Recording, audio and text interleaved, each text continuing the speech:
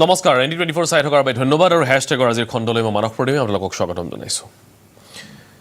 যোৱা জুন মাহত এটা সংৰক্ষণৰ নামত এখন আন্দোলন আৰম্ভ হৈছিল যি এতিয়া দুখন দেশৰ মাজৰ যুদ্ধৰ কাৰক হ'বলৈ গৈ আছে। অন্তত বাংলাদেশৰ কাৰুকাৰ্যৰ পৰা তেনেকুৱাই লগা হৈছে লাহে লাহে। যোৱা 5 আগষ্টত প্ৰধানমন্ত্ৰীৰ পদ এৰি শেখ হাছিনাই দেশ এৰিলে আৰু চৰ্চা অনুসৰি শেখ হাছিনা ভাৰতত আশ্ৰয় ল'লে। কিন্তু হাছিনা ক'ত আছে কোনেও নাজানে। ইউনুছৰ চৰকাৰ আহিলে আৰু এফালৰ পৰা কাৰাৰুদ্ধ সন্ত্ৰাসবাদীক মুকলি কৰি গ'ল। এইবোৰ পুৰণি কাহিনী। কোন হিৰো কোন ভিলেইন অতীত কি আছিলে কোনে কি কৰিছিল সেইবিলাক পাছৰ কথা, এতিয়া তৰ্কৰ বিষয় নহয়। ডিবেটৰ বিষয়টো হৈছে বৰ্তমান কি হৈ আছে। দিনক দিনে বাংলাদেশত বাঢ়ি গৈছে সংখ্যালঘু বিশেষকৈ হিন্দুৰ ওপৰত আক্ৰমণৰ ঘটনা। দুটা আশ্চৰ্যজনক কথা মন কৰক। প্ৰথমটো হৈছে বাংলাদেশ এই ক্ষেত্ৰত বাংলাদেশ চৰকাৰ এই ক্ষেত্ৰত সম্পূৰ্ণৰূপে ডিনাইলত গৈছে। তেওঁলোকে নচ্যাত কৰিছে গোটেই পৰিৱেশ পৰিস্থিতি যিমান যি হৈ আছে। আৰু দ্বিতীয় ভাৰত চৰকাৰৰ পৰিস্থিতি। অৱশ্যে কালি বাংলাদেশত গৈ ভাৰতৰ বৈদেশিক সচিব বিক্ৰম মিশ্ৰী গৈ উপস্থিত হৈছে। অৰ্থাৎ ইয়াৰ পৰা আমি এটা অনুমান কৰিব পাৰোঁ যে ভাৰতে বাংলাদেশৰ সৈতে শত্ৰুতা বিচৰা নাই। মিত্ৰতা বাহাল ৰখাৰ বাবে ভাৰতে চেষ্টা কৰিছে। নহ'লে এই ধৰণৰ সিচুৱেশ্যন ডিল কৰিবৰ কাৰণে এই ধৰণৰ পৰিস্থিতি ভাৰতে চম্ভালিবৰ কাৰণে অন্য পন্থাও আছে। কিন্তু পৰহি এটা বিশেষ ভিডিঅ' প্ৰকাশ পালে। সেই ভিডিঅ'টোত গোটেই পৰিৱেশটো আকৌ ওলোটা হোৱাৰ এটা ইংগিত পোৱা গৈছে। একাংশ প্ৰাক্তন সেনা বিষয়া, যদি সম্ভৱ হয় দৃশ্যটো এবাৰ দেখুৱাম। একাংশ প্ৰাক্তন সেনা বিষয়া ভাৰতৰ বিৰুদ্ধে ৰাজপথত ওলাই আহিছে আৰু হুংকাৰ দিছে যে প্ৰয়োজনত 4 দিনৰ ভিতৰত অসম আৰু পশ্চিমবংগ দখল কৰিব পাৰে বাংলাদেশে। তেওঁলোকৰ দাবী যে আজিৰ তাৰিখত ভাৰততকৈ বাংলাদেশ সামৰিক শক্তিত বহুত শক্তিশালী। ভাৰতটো বাদেই তেওঁলোকে আমেৰিকাৰ সৈতেও যুঁজাৰ ক্ষমতা ৰাখে। এতিয়া প্ৰশ্ন হৈছে এয়া কি? বাংলাদেশে বিচাৰে কি? বাংলাদেশে যুদ্ধ বিচাৰিছে নেকি? এয়া কোনোবা সাধাৰণ জনতা কোনোবা ছাত্ৰই কোৱা কথা নহয়। এয়া হৈছে প্ৰাক্তন সেনা বিষয়াই কোৱা কথা। এজন দুজনে নহয়, তেওঁলোকৰ গোটেই ইউনিটটো। আৰু সেই ইউনিটটো হৈছে বাংলাদেশ জাতীয় ঐক্য সংহতি পৰিষদ।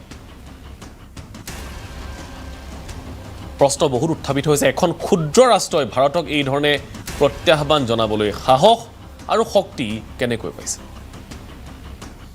সঁচাকৈ বাংলাদেশৰ আঁৰত চৰ্চা চলি থকা ধৰণে কোনো অন্য শক্তিশালী ৰাষ্ট্ৰ আছে নেকি? সঁচাই নিয়ন্ত্ৰণহীন হৈছে নেকি ইউনুছৰ দেশ?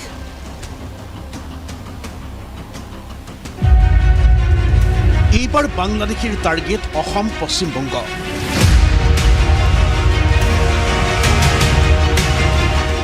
চাৰি দিনৰ ভিতৰত অসম আৰু পশ্চিমবংগ দখল কৰাৰ হুংকাৰ এইসকল বাংলাদেশী নেতাৰ। আমরা যদি একবার সাহস করে আমার দেশকে যুদ্ধ করবে, আমরা বলে দিচ্ছি 4 দিনের মধ্যে আমরা কলকাতা দখল করে নেব। আমরা দখল করে নেব, আসাম দখল করে নেব। ঠিকেই শুনিছে। চৰম বিশৃংখল পৰিস্থিতি, তত্ত্বাৱধায়ক চৰকাৰৰ শাসনযন্ত্ৰ চম্ভালি লোৱাত ব্যৰ্থতা আৰু বাংলাদেশত সংখ্যালঘু হিন্দুৰ ওপৰত অমানসিক নিৰ্যাতনৰ ঘটনা আন্তৰ্জাতিক ইছ্যু হৈ উঠাৰ সময়তে এইবাৰ অসম পশ্চিমবংগ দখলৰ হুংকাৰ দিছে এইসকল বাংলাদেশী নেতাই। 4 দিনের মধ্যে আমরা কলকাতা দখল করে নেব। আমরা দখল করে নেব, আসাম দখল করে নেব। বাংলাদেশত শেখ হাছিনা চৰকাৰৰ পতনৰ পিছত সংখ্যালঘু হিন্দুসকলৰ ওপৰত যি ভয়ংকৰ হত্যা নিৰ্যাতনৰ ধাৰাবাহিকতা অব্যাহত ৰৈছে সেয়াও হেনো ভাৰতীয় সংবাদ মাধ্যমৰে অপপ্ৰচাৰ। বাংলাদেশেৰ উপৰ ভাৰতেৰ নগ্ন আধিপত্য এটাকে থামানো এতিয়া স্বাভাৱিকতেই প্ৰশ্ন হ'ব, কোন এইসকল বাংলাদেশী নেতা? কিয় তেওঁলোকৰ চকু পৰিছে বাংলাদেশৰ সীমাত লাগি থকা অসম আৰু পশ্চিমবংগৰ ওপৰত? সঁচাকৈয়ে এই ভাবুকি চিন্তনীয় নেকি আমাৰ বাবে, উত্তৰ পূৰ্বাঞ্চলৰ বাবে?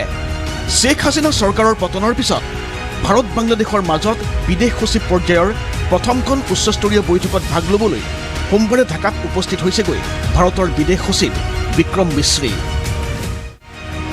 কিন্তু একে সময়তে চৰ্চা এইসকল বাংলাদেশী নেতাই সীমান্তৰ গাতে লাগি থকা অসম পশ্চিমবংগক টাৰ্গেট কৰি ভাৰত চৰকাৰৰ প্ৰতি দিয়া ভাবুকিপূৰ্ণ বক্তব্যক লৈহে।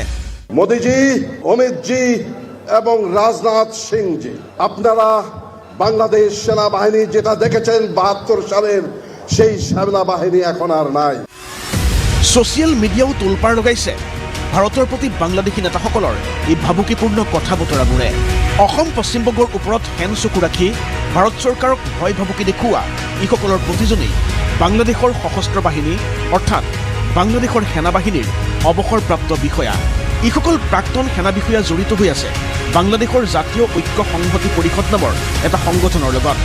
আৰু এইসকল প্ৰাক্তন বাংলাদেশী সেনা বিষয়াৰ মনত বদ্ধমূল হৈ আছে প্ৰচণ্ড ভাৰত বিদ্বেষ। শনিবাৰে বাংলাদেশ জাতীয় সংহতি পৰিষদ নামৰ এই সংগঠনটোৱে আয়োজন কৰিছিল এখন জনসভা। দেশেৰ এই ক্ৰান্তি লগ্নে জাতিকে ভাৰতীয় আগ্ৰাসনেৰ বিৰুদ্ধে আমৰা ঐক্যবদ্ধ কৰতে চাই। আৰু কথাই কথাই এনেদৰে ভাৰতৰ বিৰুদ্ধে অধিপত্যবাদৰ অভিযোগ তুলি এইসকল প্ৰাক্তন সেনা বিষয়াই ভাৰতক এক প্ৰকাৰ ভাবুকি দিছিল যুদ্ধৰ। ভারতকে কখনো আমরা প্রাধান্য দেব না, কারণ অতীতে যা হয়েছিল তা টোটালি খারাপ ছিল। ইন্ডিয়াকে দেখানোর জন্য, পুরো জাতিকে ঐক্যবদ্ধ করার জন্য এবং আগামীর বাংলাদেশকে সমৃদ্ধশালী করার জন্য আমাদের পতাকা আছে, আমরা স্বাধীন দেশ, কাজে কারো আধিপত্য মেনে নেওয়ার জন্য আমাদের জন্ম হয়নি। যোৱা দুটা দিনত বাংলাদেশৰ এইসকল প্ৰাক্তন সেনা বিষয়াৰ ভাবুকি তথা চৰম প্ৰৰোচনামূলক বক্তব্যৰ তীব্ৰ প্ৰতিক্ৰিয়াৰ সৃষ্টি হৈছে ভাৰতবৰ্ষত। পশ্চিমবংগৰ টিএমচি নেতা কুণাল ঘোষে এইসকল ভাৰত বিদ্বেষী বাংলাদেশী নেতাক সোঁৱৰাই দিছে ইন্দিৰা গান্ধী তথা ভাৰত চৰকাৰৰ সহায় অবিহনে যে পৃথিৱীৰ মানচিত্ৰত বাংলাদেশ নামৰ দেশ এখনেই নাথাকিলেহেঁতেন। এরা তো জানবেন যে বাংলাদেশের জন্মটাই হয়েছে ভারতবর্ষে তৎকালীন প্রধানমন্ত্রী ইন্দিরা গান্ধী ছিলেন বলে। বিজেপি নেতা অৰ্জুন সিঙৰ পশ্চিমবংগৰ ৰাইজক ঘৰে ঘৰে অস্ত্ৰ মজুত ৰখাৰ বাবে আহ্বান। ভাৰতবৰ্ষকে ৰক্ষা কৰা যায়, হিন্দুত্বকে বাঁচাবাৰ যদি ইচ্ছা হয় তাহলে অস্ত্ৰ ৰাখুন বাড়িতে। পিছে বাংলাদেশৰ অৱসৰপ্ৰাপ্ত সেনা বিষয়াৰ দাবী, আজিৰ বাংলাদেশত সামৰিক প্ৰশিক্ষণৰ পৰা অস্ত্ৰ বললৈকে সকলোতে ভাৰততকৈ আগবঢ়া বাংলাদেশ। আমরা আমার ৫,০০০ সদস্য আর এর সাথে যদি ৩০ লাখ ছাত্র জনতা যোগ হয়, তাহলে ভারত তো দূরের কথা, আমেরিকাও আমাদের সাথে টিকবে না ইনশাআল্লাহ।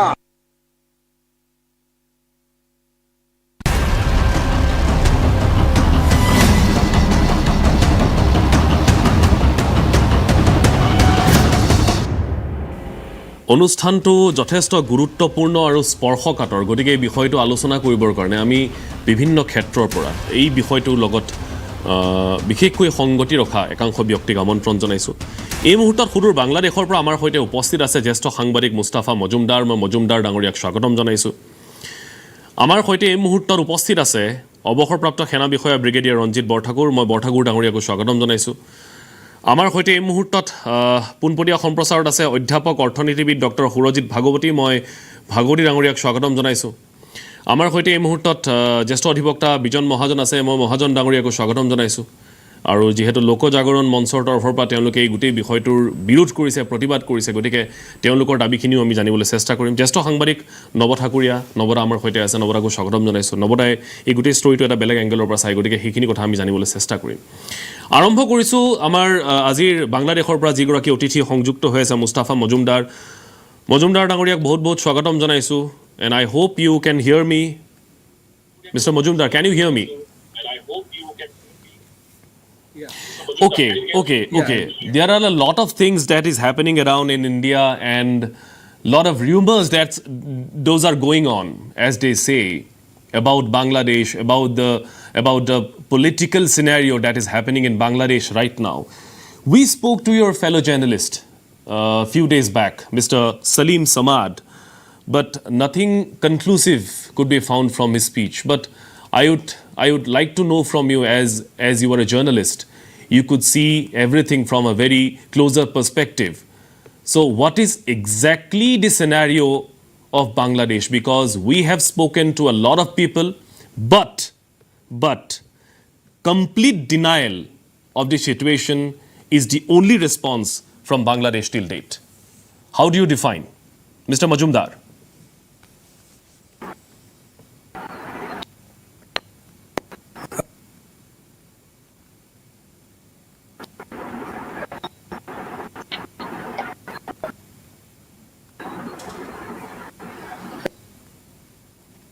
No.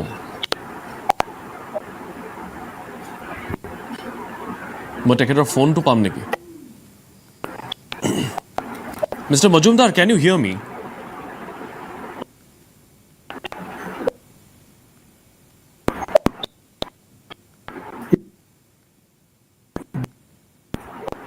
No, I need to get connected to him. Please inform IT department.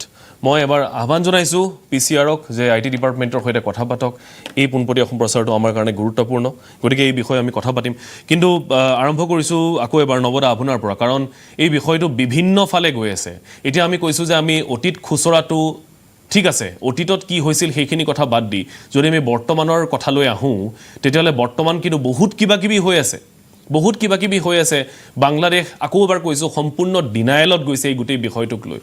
গতিকে যিসকলে ঠিক আছে, একাংশই কৈছে যে সম্পূৰ্ণৰূপে ইউনিছ চৰকাৰ জগৰীয়া নহয়, ইয়াতে অতীতৰ কথা কিছুমান আছে, ইয়াতে বহুত কাহিনী আছে, কিন্তু সামগ্ৰিকভাৱে এই পৰিস্থিতিটোক লৈ ইউনিছ চৰকাৰৰ ভূমিকাক লৈ আপোনালোকৰ ক'বলগীয়াখিনি কি? প্ৰথম কথা হ'ল বাংলাদেশ হ'ল পূব Pakistan, Islamic Republic of Pakistan. তো তাৰ পৰা এটা আপুনি গম পাব যে তাত ইছলামিক মানুহৰ জনবসতি বেছি, সেইকাৰণে এখন ইষ্ট পাকিস্তান হ'ল, এখন ভাৰতত থাকিব পাৰে। তাৰ পৰা যেতিয়া 71ত বাংলাদেশ হ'ল, মই কৈছোঁ ইতিমধ্যে যে এটা ৰিলিজিয়াছ নেশ্যনেলিজিমৰ পৰা ইছলামিক নেশ্যনেলিজিমৰ পৰা তেওঁলোকে বেংগলী নেশ্যনেলিজিম, বঙালী জাতীয়তাবাদ যিটো বহুতে বিশ্বাস কৰে, তালৈ তেওঁলোকৰ ৰূপান্তৰ ঘটিল। কিন্তু সেইটো বেছিদিন নিটিকিল। তেওঁলোকৰ যিজন নায়ক শ্বেখ মুজিব, তেওঁকে হত্যা কৰা হ'ল, যিটো শ্বেখ হাছিনাৰ পিতৃ। গতিকে তাৰ পৰা আহি ভাৰতৰ লগত তেওঁৰ সম্পৰ্ক ভাল বেয়া, অহিনুকুল, টেঙা মিঠা ধৰণে চলি থাকিল। কিন্তু শেহতীয়াকৈ শ্বেখ হাছিনা যেতিয়া প্ৰধানমন্ত্ৰী, তেতিয়া ভাৰতৰ সম্পৰ্ক ভাল হ'ল, এটলিষ্ট পেপাৰ ৱৰ্ক ভাল হ'ল, দেখিবলৈ ভাল হ'ল। কিন্তু এটা কথা মই বাৰে বাৰে যিটো কথা কৈছোঁ যে ইউনুছ অহাৰ পাছত বাংলাদেশত হিন্দু অত্যাচাৰ চলা নাই, সেইটো অল এলং চলি আছে, যাৰ কাৰণে কি বাংলাদেশৰ হিন্দু পপুলেশ্যন 22ৰ পৰা এতিয়া 8% বা তালৈকে নামি আহিছে। কিন্তু এই পৰিৱেশ হৈছিল গৈনে? হৈছিলে। Y it was so' interesting.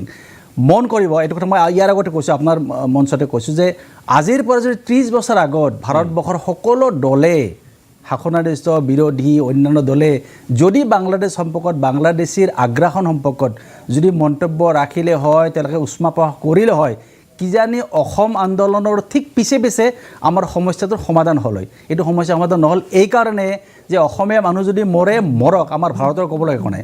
Assam চুক্তিত 71 চনলৈকে বিদেশীক ৰাখাৰ যি যুক্তি দিয়া হ'ল, সেইটো তেওঁলোকে মানি ল'লে। আপুনি মোক দেখুৱাই দিব ভাৰতবৰ্ষৰ কোনখন বাতৰিকাকত কোনটো সেই সময়ত সক্ৰিয় সংবাদ মাধ্যমে ইয়াত তীব্ৰ বিৰোধিতা নাই কৰা। আজি তেওঁলোকে বিৰোধিতা কৰিছে এইকাৰণে যে বাংলাদেশীৰ ভোটে তেওঁলোককো পাইছে। গতিকে অসম ধ্বংস হৈ গৈ আজি তেওঁলোকৰ কান্ধত যেতিয়া ভোটে পাইছে, তেওঁলোকে মাত পাতিছে। আৰু মই ভাবোঁ ইটছ গুড ফৰ আছ যে আমি অন্ততঃ ভাৰতবৰ্ষৰ, ঠিক আছে, আপুনি কৈ আছে এইটো এটা ৱেক আপ এলাৰ্ম ভাৰতৰ বাবে। এতিয়া ভাৰতৰ এতিয়াৰ ভূমিকাক লৈ কিন্তু এতিয়াও সন্দেহ আছে। গতিকে মই দুই লাইনে কৈছোঁ। কথা হ'ল কি, ভাৰতবৰ্ষৰ ইণ্টাৰেষ্টটো কি? ইণ্টাৰেষ্ট আমাৰ নেশ্যন ফাৰ্ষ্ট। যদি ভাৰতৰ ইণ্টাৰেষ্ট আমি ইমান যদি সক্ৰিয় হয়, শ্বেখ হাছিনাক আমি যেতিয়া আশ্ৰয় দিছিলোঁ, মোৰ মতে শ্বেখ হাছিনাই প্ৰথম এপলজি কৰিব লাগে ভাৰতবৰ্ষৰ হিন্দু সমাজৰ ওচৰত। কাৰণ তেওঁক ক'ব লাগে, তেওঁ দুখ প্ৰকাশ কৰিব লাগে যে যিখন ৰাষ্ট্ৰৰ মই মুৰব্বী আছিলোঁ, প্ৰধানমন্ত্ৰী আছিলোঁ, এক্সিকিউটিভ প্ৰাইম মিনিষ্টাৰ, আৰু তাত হিন্দুসকলক মই শৰণ দিব মানে সুৰক্ষা দিব পৰা নাছিলোঁ, হিন্দুৰ মন্দিৰ ভাঙিছিলে, হিন্দুৰ মানুহক অত্যাচাৰ কৰিছিলে। আৰু সেই শ্বেখ হাছিনা হিচাপে আজি মই আহি হিন্দু প্ৰধান ভাৰতত আশ্ৰয় লোৱা হ'ল। প্ৰথম কথা মই দুখ প্ৰকাশ কৰিছোঁ বিকজ অফ মাই ফেইলৰ। সেইটো প্ৰথম কথা। তাৰপিছত হাছিনাই ইউনিছক গালি পাৰে, খালেদা জালি, that is another point of.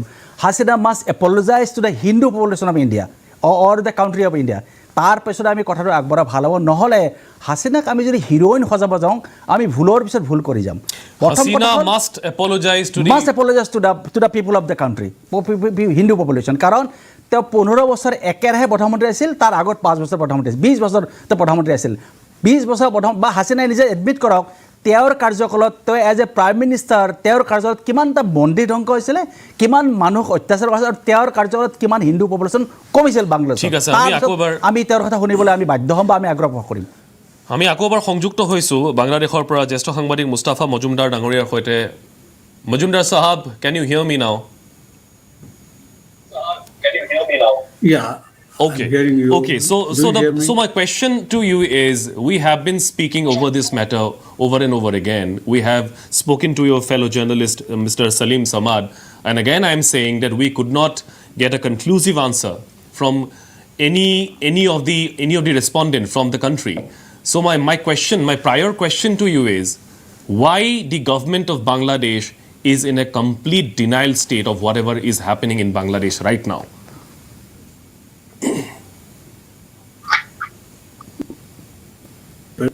It's a good question. First of all, may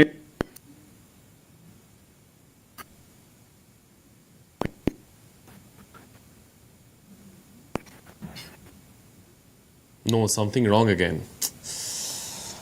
Okay, আমি আকৌ এবাৰ সংযুক্ত হ'বলৈ চেষ্টা কৰি আছোঁ এবাৰ ভালকৈ চাই ল'ব গোটেই কানেকশ্যনছখিনি আমি এই মুহূৰ্তত সংযুক্ত হৈ আছোঁ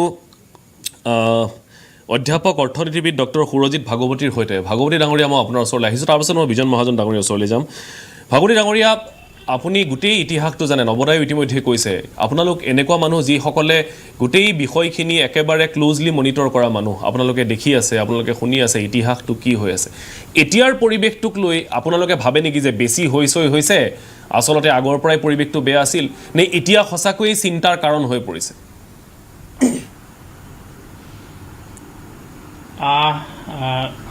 মিষ্টাৰ মানস মই ধন্যবাদ জনাইছোঁ মোক দুটামান কথা ক'বৰ কাৰণে সুবিধা দিয়াৰ কাৰণে হয় আচলতে মই ইউনিছৰ অধীনত মই গৱেষণাও কৰিছিলোঁ এটা সময়ত আপুনি হয়তো আপোনাক আমন্ত্ৰণো জনাইছিল বৰ্তমানৰ যিটো পৰিস্থিতি হৈ আছে হয় হয় মই আছিলোঁ তাত বাংলাদেশত আছিলোঁ প্ৰায় 3 বছৰ মই গৱেষণাও কৰিছিলোঁ হয় হয় গোটেই বাংলাদেশ ঘূৰিছোঁ হিন্দুসকলৰ ঘৰলৈ গৈছোঁ পাকঘৰ গৈছোঁ সকলো চাইছোঁ কিন্তু আজিৰ যিটো পৰিস্থিতি এই পৰিস্থিতিটোৰ লগত এটা সম্পূৰ্ণভাৱে ৰাজনৈতিক কথা জড়িত হৈ আছে প্ৰথম কথাটো হৈছে কি আমাৰ নৱদাই কৈছে যে শেখ হাছিনাই 4টা টাৰ্ম প্ৰাইম মিনিষ্টাৰ হৈ থকাৰ অৱস্থাত যিটো ৰাজনৈতিকভাৱে যিটো তেওঁ এটা শাসন পদ্ধতি চলাইছিলে তাত সম্পূৰ্ণৰূপে নাইকিয়া হৈ গৈছিল তেওঁলোকৰ মৌলবাদী শক্তি বা তেওঁলোকৰ অপজিশ্যন যেটো বাংলাদেশ নেশ্যনেলিষ্ট পাৰ্টি বা তেওঁলোকৰ প্ৰ পাকিস্তানী যিবোৰ গ্ৰুপ আছিল সকলোকে একদম দমন কৰি ৰাখিছিল কিন্তু যেতিয়া শেখ হাছিনা 5 আগষ্ট তাৰিখে সেনাৰ মানে অনুৰোধত দেশ ত্যাগ কৰিব লগা হৈছে তেতিয়াই এই পাকিস্তানৰ সন্ত্ৰাসবাদীৰ ISI সাপোৰ্টত যেটো জামাতি ইছলামী হওক বা তেওঁলোকৰ ছাত্ৰ ইছলামিক ছাত্ৰ সাবিৰ তেওঁলোকে যেটো মানে ওপৰলৈ আহি পালে এতিয়া এনেকুৱা এটা পৰিস্থিতি কৰিছে যে বাংলাদেশত প্ৰকৃততে আজি তাৰিখত এটা মৌলবাদী শক্তি বেক বাই পাকিস্তান চলি আছে একদম সত্য কথা আৰু আপুনি এটো কথা নাভাবিব যে তেওঁলোকে ভাৰত আক্ৰমণ কৰিম বুলি পেলাই যেটো কথা কৈছে এটো এটা সম্পূৰ্ণ এটা তেওঁলোকৰ এই যে ফাক্কাবাজি বা এনেকা মিছা হেৰি কথা কিছুমান কৈ মানুহক যে মিছা কথা কৈ মই ইমান কল্পনা দম দিছো তেনেকুৱা ধৰণৰ কথা আচলতে বাংলাদেশীও জানে অলিক কল্পনা আৰু বাংলাদেশীও জানে আৰু যিকিজনে ধমকি দিছে যে সেনা বিষয়া বুলি কৈছে তেওঁলোক 71 তেওঁলোকে আমাৰ ভাৰতীয় সেনাৰ পিটন খাইছিল গতিকে এতিয়া তেওঁলোকে সেই মৌলবাদী শক্তিৰ মাজত আহিছে ইউনুছক বহুৱাই থৈছে এটা কাঠৰ মুহাৰ নিচিনাকে বহুৱাই থৈ দিছে এই মৌলবাদী শক্তি as dictated by ISI from Pakistan তেওঁলোকে কাম কৰি আছে কিন্তু আমাৰ ভাৰতৰ কাৰণে আটাইতকৈ দুৰ্ভাগ্যজনক কথাটো কি হৈছে আমি ভাৰতীয় হিচাপে যে আমাৰ এটা বস্তু তাত বাংলাদেশত জড়িত হৈ আছে সেইটো হৈছে হিন্দুত্ব বাংলাদেশত এতিয়া প্ৰায় 1.40 লাখ হিন্দু মানুহ আছে গতিকে আমাক এই 1.40 লাখ মানুহক লৈ পেলাই বাংলাদেশে এতিয়া আমাক ব্লেকমেইলিং কৰাৰ নিচিনা কাম কৰি আছে এটা মনত ৰাখিব গতিকে বাংলাদেশে ভাৰতক আক্ৰমণ নকৰে বাংলাদেশে আক্ৰমণ কৰিব তাত থকা হিন্দুসকলৰ ঘৰসমূহ কাৰণ হিন্দু ঘৰ জ্বলালে জানিব ভাৰতত জ্বলি থাকিব তেওঁলোকে কলিকতা অধিগ্ৰহণ কৰিবলৈ সাহস জীৱনতো নকৰে বা অসমলৈ আহিবলৈ জীৱনতো তেওঁলোকে নাভাবে কিন্তু তেওঁলোকে সেই হিন্দুসকলৰ ঘৰসমূহ ভাঙিব হিন্দু মানুহ হত্যা কৰিব যিদৰে 71ত প্ৰায় 1 কোটি হিন্দুক দেশৰ পৰা খেদি পঠাবলৈ সেইটো সময় প্ৰ পাকিস্তানী গ্ৰুপ সফল হৈছিল লাইক দ্যাট ৱে আজি তাৰিখত তেওঁলোকৰ কিন্তু টাৰ্গেটটো যে অলপ হিন্দু যদি অন্তত 10 লাখ বা 20 লাখ হিন্দুক যদি দেশৰ পৰা খেদি পঠাব পৰা যায় তেওঁলোকৰ কাৰণে অলপ সুবিধা হয় কাৰণ তেওঁলোকে সেইখন কমপ্লিটলি এখন ইছলামিক ৰাষ্ট্ৰ বনাবৰ কাৰণে যত্ন কৰিছে নাম সলনি কৰিম বুলি কৈছে সংবিধান সলনি কৰিম বুলি কৈছে গতিকে এইটো এটা প্ৰক্ৰিয়াটো যিটো গোটেই প্ৰক্ৰিয়াটোৰ লগত পাকিস্তান জড়িত হৈ আছে গতিকে আপুনি এইটো নাভাবিব যে ভাৰতে গৈ পেলাই সেনা কাইলৈ ঢাকা চিটিত পঠাই দিব ৰাফেল উৰাব বা হেৰি কৰিব কিন্তু সেইটোৱে সমস্যা সমাধান নকৰে বহুতে ক'ব পাৰে যে ভাৰতৰ ইমান শক্তি আছে আমি কিয় ৰৈ আছো আসলে এইটো কথা নহয় ভাৰতে ৰাফেল ঢাকা চিটিত বম ফুটাই দিব পাৰে একো ডাঙৰ কথা নহয় কিন্তু তাত থকা সেই যে 5000 ইছলামৰ মাজত থকা 10 হিন্দু মানুহৰ জীৱনটো নাথাকিব কাৰণ ভাৰতীয় সেনাই গৈ প্ৰতিঘৰ মানুহক সুৰক্ষা দিব নোৱাৰে এটা ভাৰতৰ ডিপ্ল'মেটিক যিটো সিস্টেম চলি আছে এটো এটা মই ভাবো যে ভিতৰকে মই যিমানখিনি অধ্যয়ন কৰি গম পাইছো যোৱা 4-5টা দিনৰ মই খবৰ বাতৰি চাই আছো দেখিছো যে ভাৰতে মানে ডিপ্ল'মেটিক্যালি কৰিব বিচাৰিছে থ্ৰো সাম ইকনমিক ব্লকেজ কৰিব বিচাৰিছে আৰু যোৱাকালি বিক্ৰম মিশ্ৰী গৈ পেলাই এই ইনফৰমেশ্যনটোৱে আচলতে ইউনিছক দি আহিছে যে we are going to take some tough decision এইটোৱে আজি যদি বাংলাদেশলৈ যদি ত্ৰিপুৰাৰ পৰা পাৱাৰ সাপ্লাই বন্ধ হৈ যায় বাংলাদেশত অন্ধকাৰ হৈ থাকিব আজি বাংলাদেশত 1 কেজি আলুৰ দাম 200 টাকা মনত ৰাখক আজি বাংলাদেশত 1 কেজি পিয়াজৰ দাম হৈছে প্ৰায় 300 টাকা আৰু ভাৰতৰ পৰা যদি এসপ্তাহ খাদ্য নাযায় বাংলাদেশীয়ে তেওঁলোকে ভোকত মৰি পেলাই আমাৰ মোদী ডাঙৰীয়াক অনুৰোধ জনাব ইকনমিক ব্লকেজ উঠাই লওক গতিকে এনেকুৱা এখন দেশ এই ইছলামিক সেই যিটো ফান্ডামেন্টালিষ্ট তেওঁলোকৰ কথাৰ মতে চলি আছে মানে সেইটোৱে একেবাৰে মই আপুনি একদম গ্ৰাউণ্ড ৰিয়ালিটিটো কৈছে ঠিকে নবৰাই যিখিনি হিষ্ট্ৰী কৈছে সেইটোও হয় কিন্তু তাৰ সমান্তৰালকৈ যেন ক'ৰবাত মগজুহীনভাৱে কাম কৰি আছে এই চৰকাৰখনে কাৰণ তেওঁলোকে জানে যে ভাৰতৰ সৈতে শত্ৰুতা তেওঁলোকৰ বাবে বিপদজনক ভাৰতৰ বাবে একো নহয় তেওঁলোকে এইটো হয়তো পাহৰি গৈছে যে চীনতকৈ বেছি তেওঁলোকক ভাৰতবৰ্ষক লাগিব কিন্তু তেওঁলোকে এই বিষয়টো হয়তো পাহৰি গৈছে যাৰ ফলত আৰু এই কাৰণে আমি ভাবিছো যে কাৰোবাৰ ডিক্টেশ্যনত নিশ্চয় বাংলাদেশ চলি আছে ইউনুছ চৰকাৰ চলি আছে এতিয়া সেই বিষয়টো একেবাৰে পুনপটীয়াকৈ কৈ দিয়াটো অসুবিধাটো যদিও আমি সকলোৱে জানো কৰি আছে পাকিস্তানে তেওঁলোকক ইন্ধন যোগাই আছে নিশ্চয় সেই বিষয়টোলৈ যাম কাৰণ তাৰ আগতে এই মুহূৰ্তত আমি সংযুক্ত হৈছো বিজন মহাজন ডাঙৰীয়াৰ সৈতে আজি আপোনালোকে ৰাজপথলৈ আহি এই গোটেই বিষয়টোৰ বিৰোধিতা কৰিছে আপোনালোকৰ প্ৰথম ক'বলগীয়াখিনি কি কাৰণ চাওক মহাজন ডাঙৰীয়া মই আকৌ কৈছো সম্পূৰ্ণ ডিনাইলত আছে বৰ্তমান বাংলাদেশ চৰকাৰখন আৰু উলুটাই তেওঁলোকে আহি ভাৰতবৰ্ষক তেওঁলোকে সকিয়নি প্ৰদান কৰিছে যে তেওঁলোকে ভাৰতক আক্ৰমণ কৰিব পাৰে 4 দিনত অসম আৰু পশ্চিমবংগ দখলৰ তেওঁলোকৰ ক্ষমতা আছে লয় পাৰ্সপেক্টিভটো এনেকুৱা বাংলাদেশ গভৰ্ণমেণ্টৰ ফালৰ পৰা তেনেকুৱা ধৰণৰ কোনো বক্তব্যৰ আশা নাই যে ভাৰতবৰ্ষৰ লগত সমৰত লিপ্ত হ'ব প্ৰাক্তন সেনা বিষয়াৰ বক্তব্য আৰু বাংলাদেশ চৰকাৰৰ মাজৰ অফিচিয়েল বক্তব্য নিশ্চয় তফাত আছে বাৰু প্ৰধানত বিষয়বস্তুটো এনেকুৱা মোৰ আগৰ ভাগৱতীয়ে বৰ ধুনীয়াকৈ কৈছে কথাখিনি যে যুদ্ধ হোৱাৰ প্ৰশ্নই নুঠে খালি এটা কথা ঠিক ডিপ্ল'মেটিক্যালি কূটনৈতিকভাৱে ইয়াৰ সমাধান উলিয়াব লাগিব কাৰণ বাংলাদেশত বৰ্তমান তাৰিখত যি 8% হিন্দু পপুলেশ্যন আছে তেওঁলোকৰ লাইফ এণ্ড লিবাৰ্টি গোটেইখিনি এট ষ্টেক আৰু সেইখিনিৰ পৰা পৰিত্ৰাণ পোৱাবৰ বাবে কূটনৈতিকভাৱে তাৰ সমাধান ভাৰতবৰ্ষৰ যি সবল নেতৃত্ব আজিৰ তাৰিখত তেওঁলোকৰ পৰিত্ৰাণৰ বাবে নিশ্চয় ভাৰত চৰকাৰে বিহাইণ্ড দ্য স্কিন যিখিনি কৰিবলগীয়া আছে কৰি আছে ডিপ্ল'মেটিক যিটো স্তৰত যিখিনি গৈছে ফৰেন ছেক্ৰেটাৰী গৈছে ইত্যাদি এই কামখিনি আগবাঢ়ি আছে আজি গুৱাহাটীত যি প্ৰতিবাদ হৈছিল সেইটো বিশ্বৰ বিভিন্ন প্ৰান্তত অতি সৌভাগ্যক্ৰমে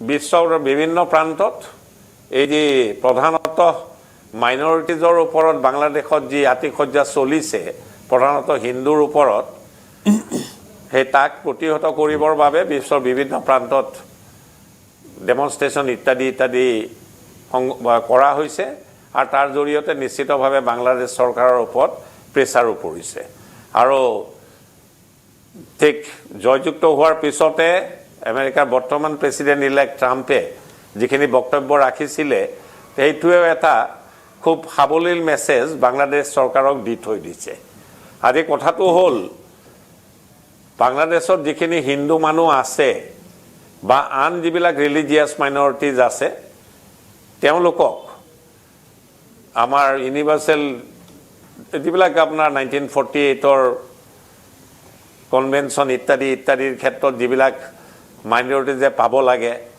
সেইখিনি নিশ্চয় বাংলাদেশ কিন্তু মহাজন নাগৰীয়া যিটো আলোচনা আমি কৰি আছো এতিয়া কেন্দ্ৰীয় চৰকাৰৰ স্থিতিটো নৰম হৈছে নেকি বাংলাদেশৰ ক্ষেত্ৰত কেন্দ্ৰীয় চৰকাৰৰ স্থিতি নৰম হৈছে নেকি না এই প্ৰশ্নটো মই ভাবো আপুনি যেটো প্ৰশ্ন সুধিলে নৰম হোৱাটো প্ৰশ্নই উঠিব নোৱাৰে কাৰণ যুদ্ধ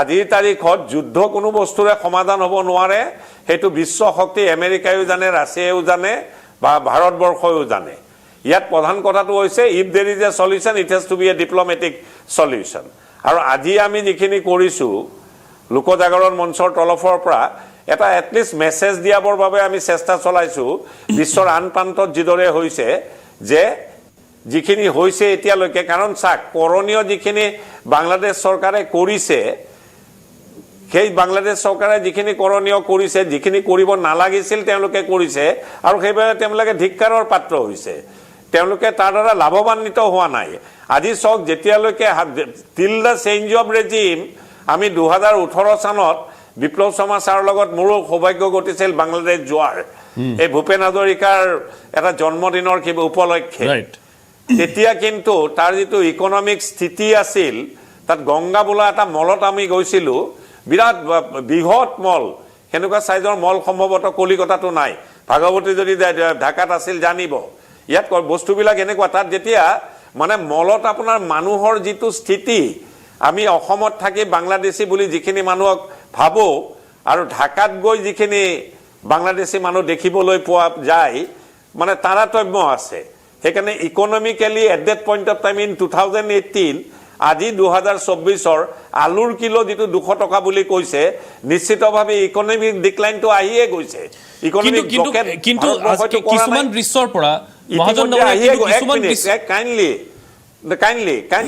মোক কথাটো কাইণ্ডলি কৈ ল'ব এই লাইনটো সম্পূৰ্ণ কৰিব দিয়ক ইকনমিক ব্লকেট নকৰাকৈ ইকনমিক্যালি আন্ডাৰ প্ৰেছাৰ বাংলাদেশ চৰকাৰ আজি কৰা নাই ইছলামিষ্টৰ হাতত হেণ্ড ইন গ্লোভ ইউনিট চৰকাৰ ইন্টাৰিম গভৰ্নমেন্টে একো কৰা নাই কিন্তু কৰিবলৈ যে বাধ্য হ'ব অন্যথাই আজি হাসিনাৰ যেটো অৱস্থা হল তাতকৈ বেয়া অৱস্থা Yunus must see the writing on the wall তেওৰো যে পলাইন কৰিব লাগে এদিন দিন নাহিব অনতি পলমে because of the downgrading of the economic situation হেতু যে নাহিব হি এটা ডাঙৰ প্ৰশ্নবোধক চিন নহয় কিন্তু it is a writing on the wall that his ফল ইজ ইমিনেন্ট কিন্তু কিছুমান দৃশ্যৰ পৰা মই মহাজন কিছুমান দৃশ্যৰ পৰা কিছুমান কথা প্ৰতিয়মান হয় যেনে ঠিকে আছে ইকনমিক ব্লকেডৰ কথা কৈ থকা হৈছে বা অৰ্থনৈতিকভাৱে বাংলাদেশক অলপমান থ্ৰেটেন কৰাৰ কথা কৈ থকা হৈছে ইতিমধ্যে ভাগৱতী ডাঙৰীয়াও কৈছে কিন্তু আজি এটা দৃশ্য যদি সম্ভৱ হয় মই অলপ সময় পাছত দেখুৱাই আছো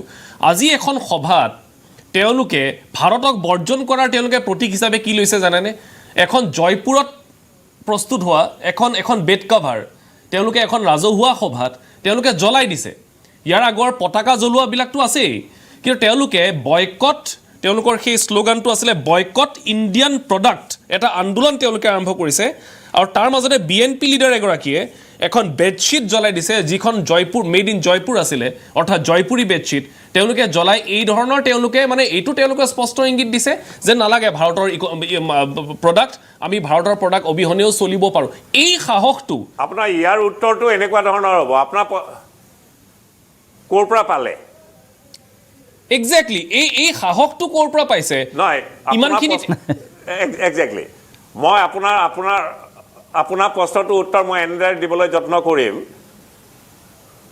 যিদৰে বাংলাদেশৰ প্ৰাক্তন সেনা বিষয়া ভাবুকি দিছে যে পশ্চিমবংগ অসমক বিচ্ছিন্ন কৰি দখল কৰিব তাৰ এক্সাক্ট লোকাষ্টেণ্ডিটো কিমান আমি সকলোৱে গম পাইছো এতিয়া এখন বিছনা চাদৰ ৰাজস্থানৰ জ্বলাই দি যি ৰাজস্থানৰ মই বিছনা চাদৰখনৰ কথাৰ পৰাই ক'ব ওলাইছোঁ সেই যি বিছনা চাদৰৰ ইণ্ডাষ্ট্ৰী বাংলাদেশে বয়কট কৰি জ্বলাই দিলেও বেছি ক্ষতি কৰিব নোৱাৰিব সেই ইণ্ডাষ্ট্ৰীটোক কাৰণ বিশ্বৰ বিভিন্ন প্ৰান্তত ৰাজস্থানী বিছনা চাদৰৰ সমাদাৰ আছে একেদৰে ইণ্ডিয়াৰ ফালৰ পৰা যদি কিবা ইকনমিক ব্লকেড হয় ভাৰাক্ৰান্ত হৈ পৰিব বাংলাদেশে যদি ভাৰতীয় গুডছ নিকিনে তাৰ পৰা ভাৰতৰ সীমাহীন ক্ষতি নহয় আমি জানো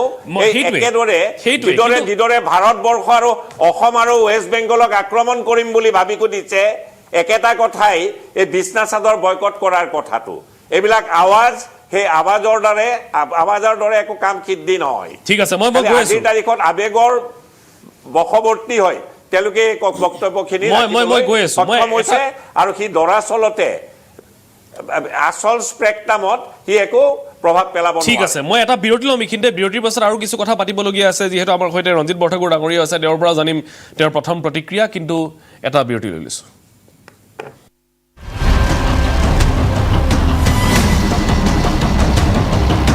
তেতিয়াহে মই গীতাৰ কথাখিনি একচুৱেলি ফ'ল' কৰিব পাৰিছোঁ আপুনি গীতাখন পঢ়ি মোক এইটো কথা পোনপটীয়াকৈ কওক যে ঈশ্বৰ কোন সেই সত্তাটো আচলতে কি মানুহে কয় কি মনৰ কথা শুনিবা গীতাত কৈছে মনৰ কথা নুশুনিবা সকলো যদি পৰমাত্মাৰ অংশই হয় তেনেহ'লে ভাল মানুহ বেয়া মানুহ কিয় সৃষ্টি হয় তো যেতিয়া লাডেন জন্ম হৈছিলে লাডেন জন্ম হওঁতে যেতিয়া বাচ্চা আছিলে মাকে যেতিয়া কোচত লৈছিলে লাডেন হ'ব বুলিতো ভবা নাছিলে আমি বহু কথা নাজানো অসমীয়া মানুহেও নাজানে যে নৰকাসুৰ ভাল মানুহ আছিলে বেয়া কোনে কৰিলে বানাসুৰ অনিৰুদ্ধক যদি আঁতৰাইও দিয়ে উষাৰ জীৱনত বহু কথা আছিল মানুহে নাজানে যে অনিৰুদ্ধে উষাক বিয়া কৰাৰ আগতে অলৰেডি তেওঁৰ এখন বিয়া হৈ থৈছিল আৰু কাক বিয়া পাতিছিল সেইটো মই এতিয়া মানে কেমেৰাত নকওঁ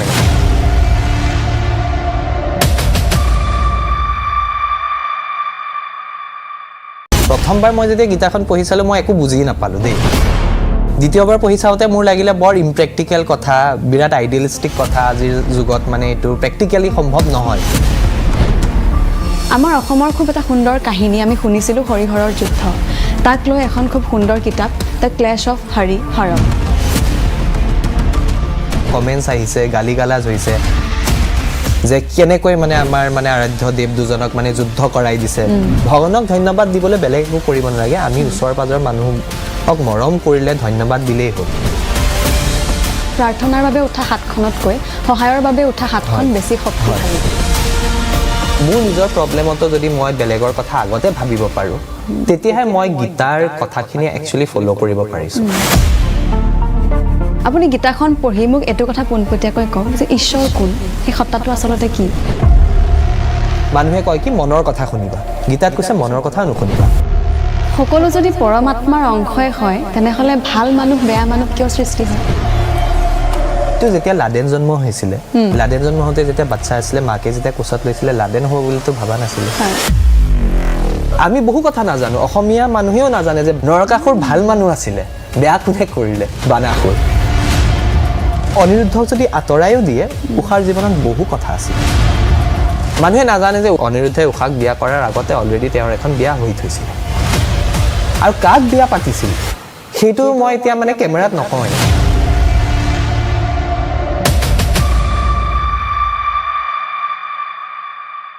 প্ৰথমবাৰ মই যেতিয়া গীতাখন পঢ়ি চালোঁ মই একো বুজি নাপালোঁ দেই দ্বিতীয়বাৰ পঢ়ি চাওঁতে মোৰ লাগিলে বৰ ইম্প্ৰেক্টিকেল কথা বিৰাট আইডিয়েলিষ্টিক কথা আজিৰ যুগত মানে এইটো প্ৰেক্টিকেলি সম্ভৱ নহয় আমাৰ অসমৰ খুব এটা সুন্দৰ কাহিনী আমি শুনিছিলোঁ হৰিহৰৰ যুদ্ধ তাক লৈ এখন খুব সুন্দৰ কিতাপ the clash of Harihar comments আহিছে গালি গালাজ হৈছে যে কেনেকৈ মানে আমাৰ মানে আৰাধ্য দেৱ দুজনক মানে যুদ্ধ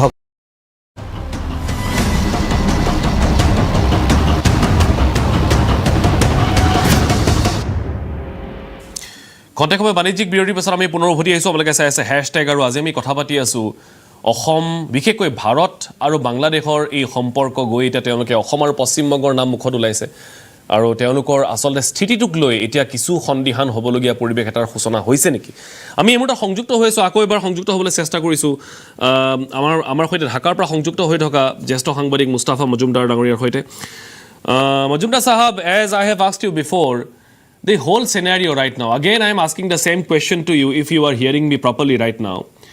The Bangladesh government is still in a denial mode that whatever is happening in Bangladesh is not the true picture. The true picture is something else. What is your first say on this?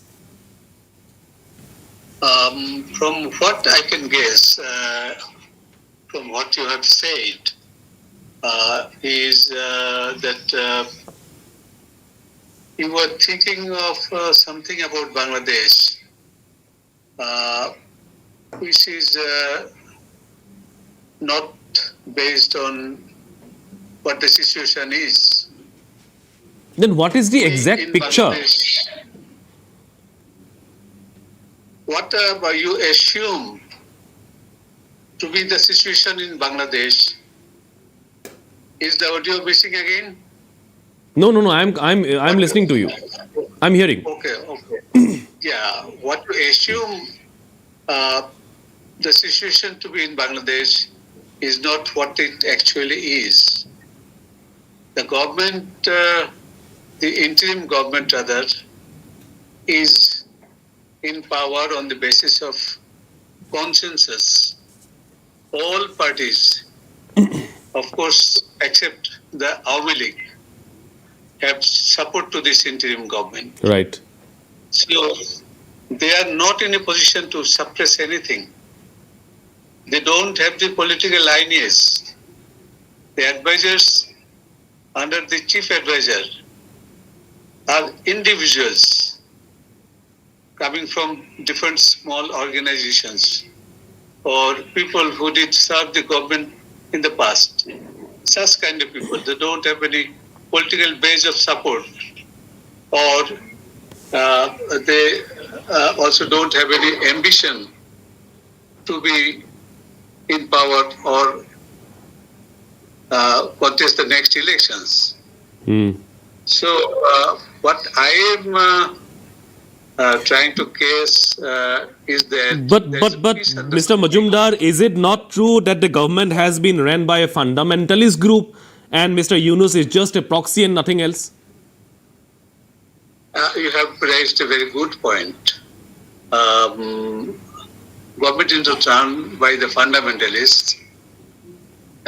Those who were coordinators of the movement, many of them appears to have been connected to the Jamaat Islami. Right. And yeah, that's a fact. But that does not mean they control the government. No. You see, the Council of Advisors don't run the country. There are the civilian administration, there are the armed forces, there are the BTR. The police was in disarray for some time. Right. But now they are back to work. Of course, some of those who used excessive force against the protesters have not joined back, so they are not there. But Mr. Majumdar, see, the things that is happening, the killings, the vandalism that is taking place in Bangladesh, in many states, many parts of the Bangladesh, the dharma gurus, the Hindu dharma gurus, those have been arrested. The prosecutor who has been shot dead, the public, they are not allowing any advocate to fight for that dharma guru. So what does it mean? Don't you think the present government, the Yunus government, should intervene? Yeah, what you have said is not entirely correct. The dharma guru who has been arrested has been charged with treason, not with his identity as a leader of a religious group. What they did after the fall of the Hasina government, right, a number of demonstrations were organized by the Hindus in Dhaka and Chittagong. And in 2000, what happened? A religious flag was hoisted above the Bangladesh flag. That was the issue. And this Dharma Guru Chinmoy was involved. And what the government says, this is the reason for his arrest. And after the arrest, there was protest against the arrest. But who filed the case against him? That's the question, Mr. Majumdar. Who filed the... Yeah, please. It has been filed by someone who has been backed by the fundamentalist group. That is the question that has been asked. Okay, one can describe things the way one likes, but the situation here is not as extreme as your expressions suggest. Even the word that people are not allowed to fight for him in the court is not true. There were clashes. But the advocate has been killed. In a court. Nobody was allowed to enter the courtroom. Yes. Who the advocate was? He was not as publicized in the Indian media, a lawyer of Chinmoy. It's not true. 𝐶𝐶 has proved it's not true. He was killed. Rather, Chinmoy and his people are accused of killing him near the court premises in Chittagong. He was rather hacked to death, and nobody expected that. And okay. I think if Chinmoy and his company did this, okay, my question is now, okay, now the Jatiyo Oikko Songhati Porishod, and few people from your ex-army men, day before yesterday, has threatened the Indian government that Bangladesh can take over Assam and West Bengal in a matter of 4 days. These are wishful talks by splinter groups. Why do you take it so seriously? We in Dhaka don't even know of their presence. Dada, they are not laymen. They are ex-army men. They are ex-army men. They are in a state of fight. They are in a state of a war. No. There are so many groups of former army, Air Force, Navy people. They have so many associations. They have so many solidarity groups. So they speak the way they want to. But that doesn't mean they have an influence of the government. They have an influence of the forces that run the country. No. They are splinter groups having no power to do what they talk about. You should not trust them. I would suggest rather, why not send Nawab Thakuria to Dhaka? He would come all the way from Agartala via Kumilla to Dhaka. Will he be able to go to Dhaka right now? Will Nawab be able to go to Dhaka right now? Yeah, and then you will get the correct picture. Because we are people living in peace and harmony. We are not having problem in having normal life. And no religious communities are facing any difficulty to do their prayers. Okay. Mr. Majumdar, মই অলপমান এইখিনি সময়ত মই তেখেতৰ পৰা আঁতৰি আহিছোঁ আৰু মই এইবাৰ যাবলৈ বিচাৰিছোঁ আমাৰ সৈতে যিহেতু প্ৰাক্তন সেনা বিষয়া ব্ৰিগেডিয়াৰ ৰঞ্জিত বৰঠাকুৰ ডাঙৰীয়া উপস্থিত আছে, বহু সময়ৰ পৰা তেখেতে উপেক্ষা কৰি আছে। বৰঠাকুৰ ডাঙৰীয়া, আপোনাৰ ওচৰলৈ আহিছোঁ। এতিয়া আমি যিখিনি কথা গম পালোঁ, আমাৰ সৈতে যিহেতু জ্যেষ্ঠ সাংবাদিক মুস্তাফা মজুমদাৰ ডাঙৰীয়া আছে, তেখেতে কৈছে যে বাংলাদেশত যিটো হৈ আছে আচলতে তেনেকুৱা কোনো পৰিস্থিতি নাই, ইয়াত খুব শান্তভাৱেই গোটেই কামখিনি হৈ আছে। আৰু যিটো আচলতে অধিবক্তা হত্যাৰ যিটো ঘটনা ঘটিছে, তেখেতে সম্পূৰ্ণ এবাৰ ওলোটাকৈ কথাটো কৈছে যে নহয়, আচলতে Chinmoy and his company did all these things. আপোনাৰ গোটেই ক'বলগীয়াখিনি কি?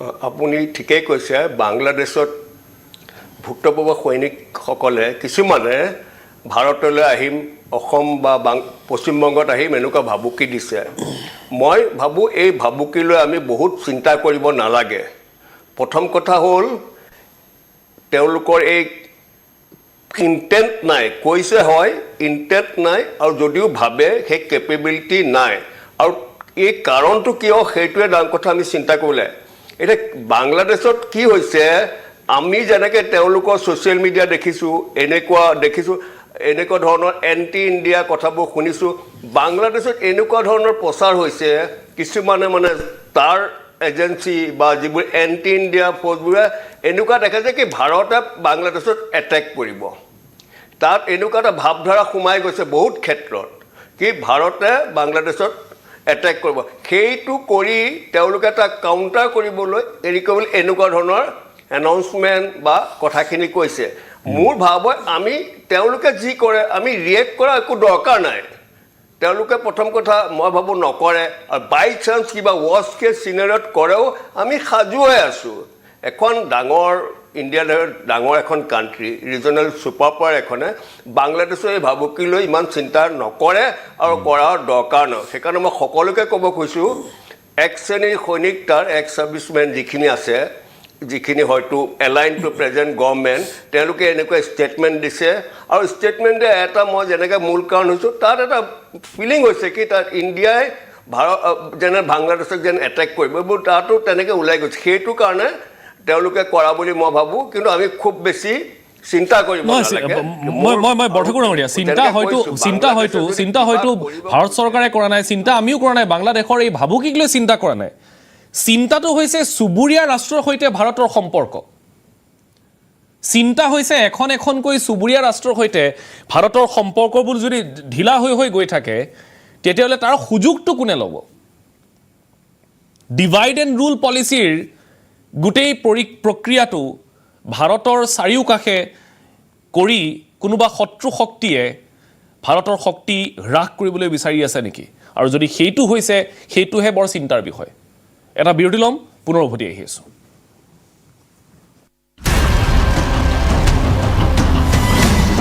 কৰাই দিছে ভগৱানক ধন্যবাদ দিবলৈ বেলেগ একো কৰিব নালাগে আমি ওচৰ পাজৰৰ মানুহক মৰম কৰিলে ধন্যবাদ দিলেই হ'ল প্ৰাৰ্থনাৰ বাবে উঠা হাতখনতকৈ সহায়ৰ বাবে উঠা হাতখন বেছি শক্তিশালী মোৰ নিজৰ প্ৰব্লেমতো যদি মই বেলেগৰ কথা আগতে ভাবিব পাৰোঁ তেতিয়াহে মই গীতাৰ কথাখিনি একচুৱেলি ফ'ল' কৰিব পাৰিছোঁ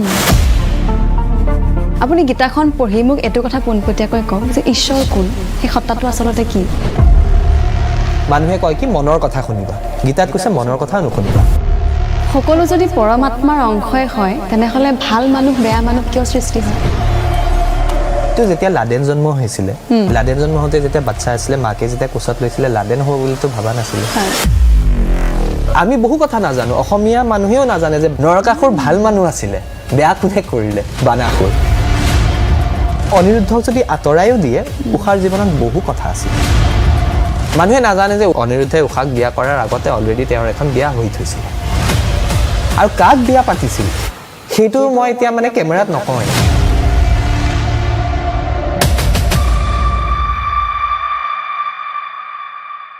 প্ৰথমবাৰ মই যেতিয়া গীতাখন পঢ়ি চালোঁ মই একো বুজি নাপালোঁ দেই দ্বিতীয়বাৰ পঢ়ি চাওঁতে মোৰ লাগিলে বৰ ইম্প্ৰেক্টিকেল কথা বিৰাট আইডিয়েলিষ্টিক কথা আজিৰ যুগত মানে এইটো প্ৰেক্টিকেলি সম্ভৱ নহয় আমাৰ অসমৰ খুব এটা সুন্দৰ কাহিনী আমি শুনিছিলোঁ হৰিহৰৰ যুদ্ধ তাক লৈ এখন খুব সুন্দৰ কিতাপ the clash of Harihar comments আহিছে গালি গালাজ হৈছে যে কেনেকৈ মানে আমাৰ মানে আৰাধ্য দেৱ দুজনক মানে যুদ্ধ কৰাই দিছে ভগৱানক ধন্যবাদ দিবলৈ বেলেগ একো কৰিব নালাগে আমি ওচৰ পাজৰৰ মানুহক মৰম কৰিলে ধন্যবাদ দিলেই হ'ল প্ৰাৰ্থনাৰ বাবে উঠা হাতখনতকৈ সহায়ৰ বাবে উঠা হাতখন বেছি শক্তিশালী মোৰ নিজৰ প্ৰব্লেমতো যদি মই বেলেগৰ কথা আগতে ভাবিব পাৰোঁ তেতিয়াহে মই গীতাৰ কথাখিনি একচুৱেলি ফ'ল' কৰিব পাৰিছোঁ আপুনি গীতাখন পঢ়ি মোক এইটো কথা পোনপটীয়াকৈ কওক যে ঈশ্বৰ কোন সেই সত্তাটো আচলতে কি মানুহে কয় কি মনৰ কথা শুনিবা গীতাত কৈছে মনৰ কথা নুশুনিবা সকলো যদি পৰমাত্মাৰ অংশই হয় তেনেহ'লে ভাল মানুহ বেয়া মানুহ কিয় সৃষ্টি হয় তো যেতিয়া লাডেন জন্ম হৈছিলে লাডেন জন্ম হওঁতে যেতিয়া বাচ্চা আছিলে মাকে যেতিয়া কোচত লৈছিলে লাডেন হ'ব বুলিতো ভাবা নাছিলে আমি বহু কথা নাজানো অসমীয়া মানুহেও নাজানে যে নৰকাসুৰ ভাল মানুহ আছিলে বেয়া কোনে কৰিলে বানাসুৰ অনিৰুদ্ধক যদি আঁতৰায়ো দিয়ে উষাৰ জীৱনত বহু কথা আছে মানুহে নাজানে যে অনিৰুদ্ধে উষাক বিয়া কৰাৰ আগতে অলৰেডি তেওঁৰ এখন বিয়া হৈ থৈছিল আৰু কাক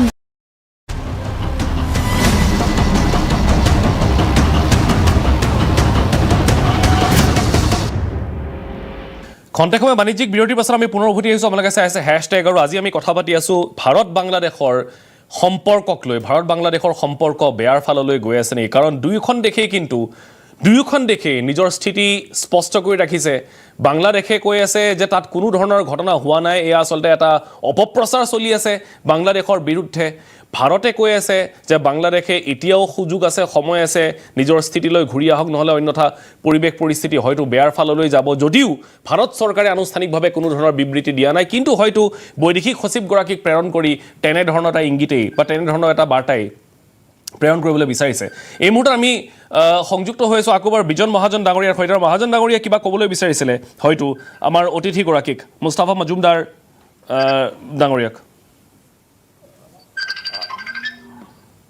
তেখেতৰ লগত ডাইৰেক্টলি ক'ব পাৰিম নহয়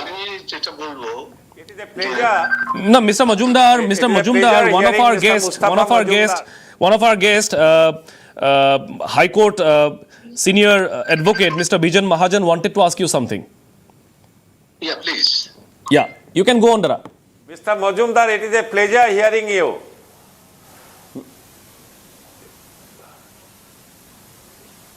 Hello. It's a pleasure hearing you, but at the same time, as you have said, that Dharmaguru has been arrested for treason because in Chittagong, the Bangladeshi national flag was below. On the top of it, the religious flag was hoisted, and hence it's a case of treason. It's a case of treason. But at the same time, as you have said, I was under a mistaken impression that the lawyer who pleaded for the monk has been eliminated. But otherwise, the public prosecutor has been eliminated. Am I correct? He was a lawyer, not really a public prosecutor.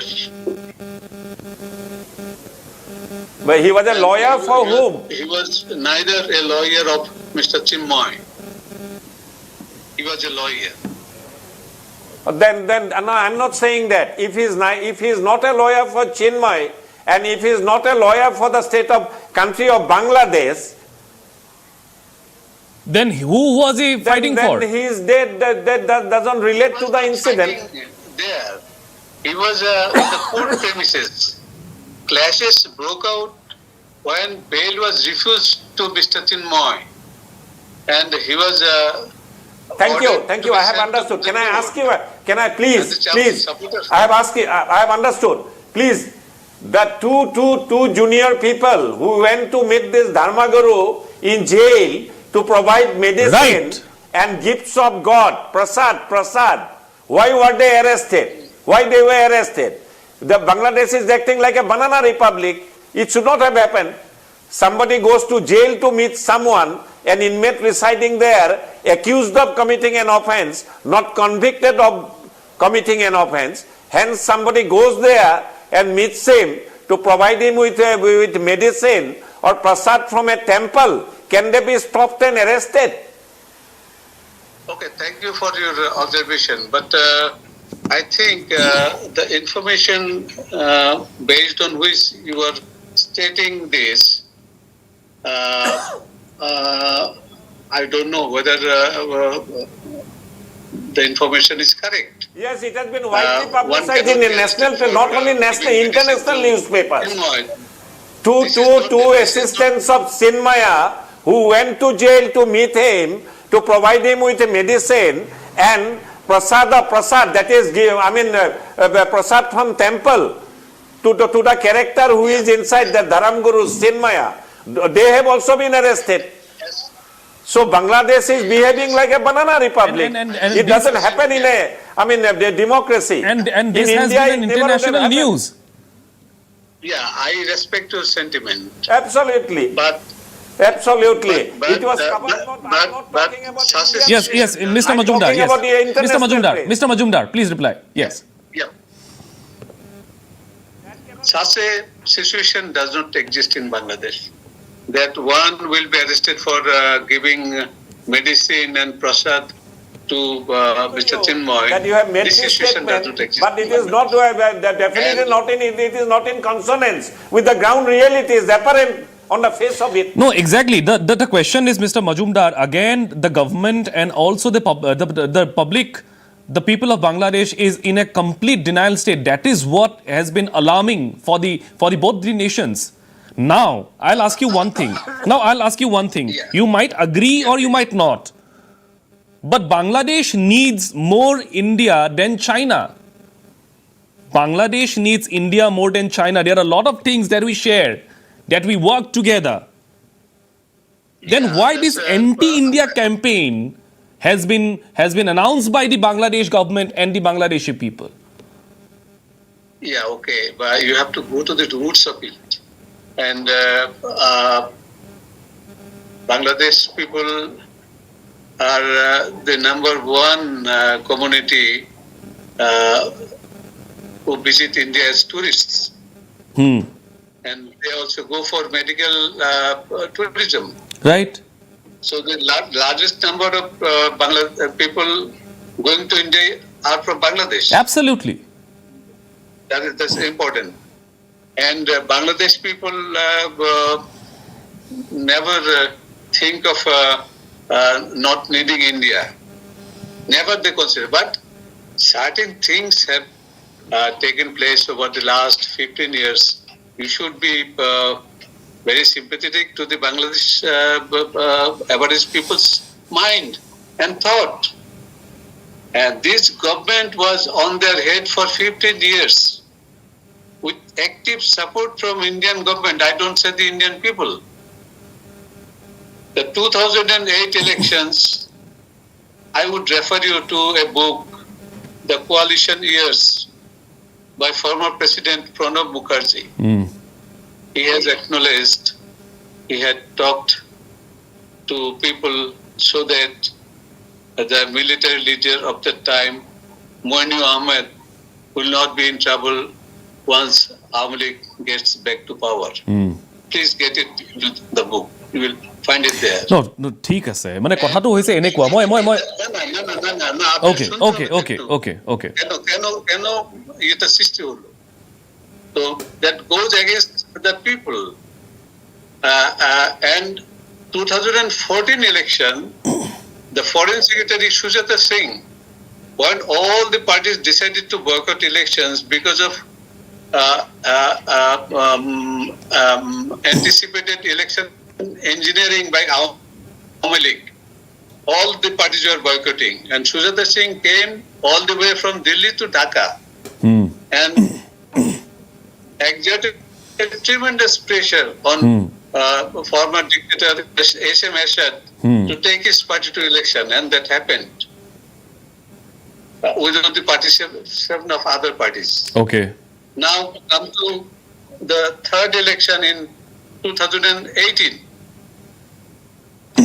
That election was held on the night before the election day. And India recognized that election, supported the government. And in 2023, when USA was exerting tremendous pressure on the government to not to block democratic practices and was imposing sanctions on people who were acting in a way that would be harmful to free and fair elections and democratic rights of the people, and subsequently threatened people with visa restrictions who would obstruct fair elections. What the Indian government did in a 2+2 meeting with USA in New Delhi, the Indian government people said, let Bangladesh be alone in their own way. They have their own system. Let them practice this. Let us keep away from that. And since USA has accepted India as its main ally to lead Asia in the Indo-Pacific initiative, USA just withdrew from exerting pressure on the Hasina government. And this came as a great shock because you see the government that has fallen on August 5, its own people are telling that these people had laundered between 150 billion to 200 billion dollars from the country in 15 years. Okay. And they have abducted people, disappeared people, killed people, and to tell the least, in just 4 days of late July and early August, more than 1,500 people have been so far identified, killed, just to remain in power. And the movement of the students was actually this government should not have fallen so soon. The people of Bangladesh were thinking probably this is our destiny because big brother India is behind this government and they have recruited all their people to the civil service, to the armed forces, to the police, and everywhere their people were there. So we have to accept them. They will rule the country and we will remain as their subjects.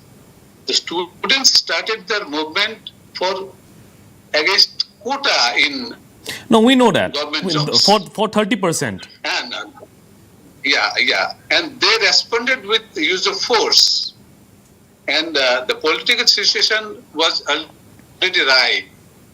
And when the students refused to give in to force, they were dying. No, Mr. Majumdar, see. No, we know the history. We know the history. Sheikh Hasina is absconding at the moment. We don't know where she is. We don't know where she is. No. See. She's in Delhi. Okay, yes. fine. But the thing is that these two countries cannot be in a state of war. These two countries cannot be in a state of war. Definitely not. And we are not going to allow the other countries like China and America to execute the divide and rule policy here in India and in Bangladesh as well, because we are not in good terms with Pakistan already. We are not in good terms with China already. So we cannot let Pakistan, we cannot let China to divide us more, especially Bangladesh and India. Since we are in good terms, okay, diplomatic problems they exist, and we need to solve them through diplomatic ways. But this is not the way one should protest or one should demonstrate against a countryman or the friend or fellow country.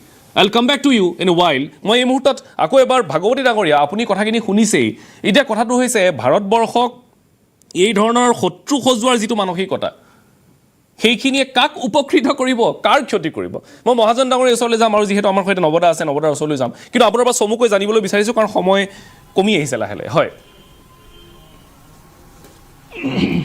মানে যিটো উপকৃত কৰাৰ কথা কৈছে, আচলতে উপকৃত কাকোৱে নকৰে, উপকৃত বাংলাদেশকো নকৰে, ভাৰতকো নকৰে। কিন্তু মই আপোনাক এটা কথা ক'ব বিচাৰিছোঁ যে ইতিহাসৰ পৰা এটা কথাই মনত ৰাখিব যে 1996 পৰা এই বাংলাদেশত দুগৰাকী মহিলাৰ মাজত লগা সংঘাতে কিন্তু এই গোটেই কাৰণবোৰৰ এটা মূল কাৰণ বুলি আপোনাৰ সদায় মনত ৰাখিব। খালেদা জিয়া, শেখ হাসিনা এগৰাকী শাসনত থাকিলে এগৰাকীক জেললৈ পঠায় এগৰাকী শাসনত থাকিলে এগৰাকীক জেললৈ পঠায় ইভেন যোৱা 5 আগষ্টলৈকে খালেদা জিয়া জেলত আছে 5 আগষ্টত শেখ হাসিনা ভাৰতলৈ অহাৰ পিছত তেখেতক জেলৰ পৰা মুক্তি দিয়া হৈছে কিন্তু এটা কথা মনত ৰাখিব এই যে ভাৰত আৰু আমাৰ বাংলাদেশৰ মাজত যেটো এতিয়া আনষ্টেবিলিটি এটা আহিছে ইয়াৰ পৰা সামগ্ৰিকভাৱে কিন্তু অত্যাধিক বেছি ক্ষতি সন্মুখীন হ'ব বাংলাদেশখনক অত্যন্ত দৰিদ্ৰ কান্ট্ৰি আৰু লাভৰ কথা যে আমি কৈছো হয়তো লাভ ইয়াৰ পৰা লাভ উঠাব পাৰে আমাৰ শত্ৰু ৰাষ্ট্ৰই হয় হয় হয় কিন্তু বাংলাদেশৰ ক্ষতি অত্যন্ত বেছি হ'ব মই আগতেও কৈছো ৰাতিপুৱা খোৱাৰ পৰা উঠি পেলাই দাঁত মাজিবৰ কাৰণে যেটো দন্তমঞ্জন লাগে ভাৰতৰ পৰা নিনিলে তেওঁলোকে দন্তমঞ্জন নাপায় গতিকে এই বাংলাদেশে বাংলাদেশ নিজেও যথেষ্ট ষ্টেবল কান্ট্ৰি তেওঁলোকৰ প্ৰডাক্টিভিটি আছে একেবাৰে নোহোৱাটো নহয় মই কম বাৰু না না আছে আছে তেওঁলোকৰ প্ৰডাক্টিভিটি কি আছে আপোনাৰ টেক্সটাইল ইণ্ডাষ্ট্ৰি কেইটামান আছে আৰু গোমাংসৰ কেইটামান ফেক্টৰী আছে So they are good rice producers as well. বাংলাদেশৰ 5 কোটি যুৱকে বিশ্বৰ বিভিন্ন প্ৰান্তত শ্ৰমিক হিচাপে কাম কৰি পেলাই যেটো ইনকাম কৰে তাৰ ওপৰত বাংলাদেশ চলি আছে এটা কথা কম্পেয়াৰ নহয় ঠিক আছে মই আহি আছো এই বিষয়টোলে মই আৰু এটা চমু 1 মিনিটৰ বিৰতি লৈছো তাৰ পাছত অনুষ্ঠানৰ শেষ অংশলৈ উভতি আহিম মাতে কেইগৰাকীৰ পৰা এণ্ডিং ৰিমাৰ্কছ লম এটা বিৰতিৰ পাছত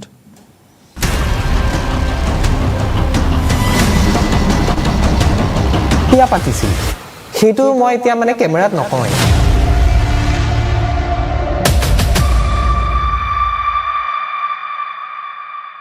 প্ৰথমবাৰ মই যেতিয়া গীতাখন পঢ়ি চালো মই একো বুজি নাপালো দেই দ্বিতীয়বাৰ পঢ়ি চাওঁতে মোৰ লাগিলে বৰ ইম্প্ৰেক্টিকেল কথা বিৰাট আইডিয়েলিষ্টিক কথা আজিৰ যুগত মানে এইটো প্ৰেক্টিকেলি সম্ভৱ নহয় আমাৰ অসমৰ খুব এটা সুন্দৰ কাহিনী আমি শুনিছিলোঁ হৰিহৰৰ যুদ্ধ তাক লৈ এখন খুব সুন্দৰ কিতাপ দ্য ক্লেশ অফ হৰিহৰ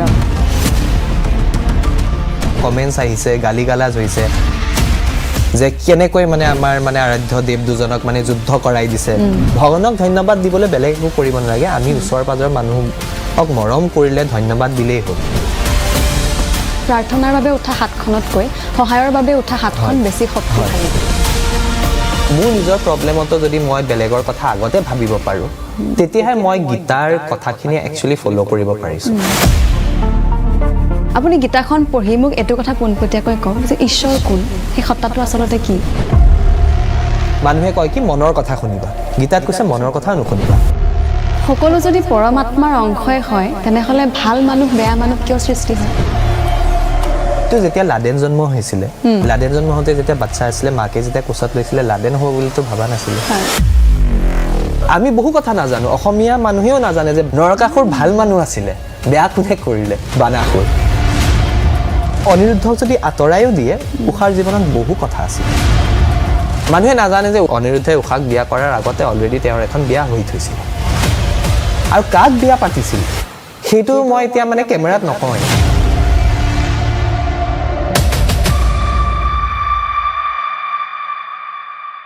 প্ৰথমবাৰ মই যেতিয়া গীতাখন পঢ়ি চালো মই একো বুজি নাপালো দেই দ্বিতীয়বাৰ পঢ়ি চাওঁতে মোৰ লাগিলে বৰ ইম্প্ৰেক্টিকেল কথা বিৰাট আইডিয়েলিষ্টিক কথা আজিৰ যুগত মানে এইটো প্ৰেক্টিকেলি সম্ভৱ নহয় আমাৰ অসমৰ খুব এটা সুন্দৰ কাহিনী আমি শুনিছিলোঁ হৰিহৰৰ যুদ্ধ তাক লৈ এখন খুব সুন্দৰ কিতাপ দ্য ক্লেশ অফ হৰিহৰ কমেন্টছ আহিছে গালিগালাজ হৈছে যে কেনেকৈ মানে আমাৰ মানে আৰাধ্য দেৱ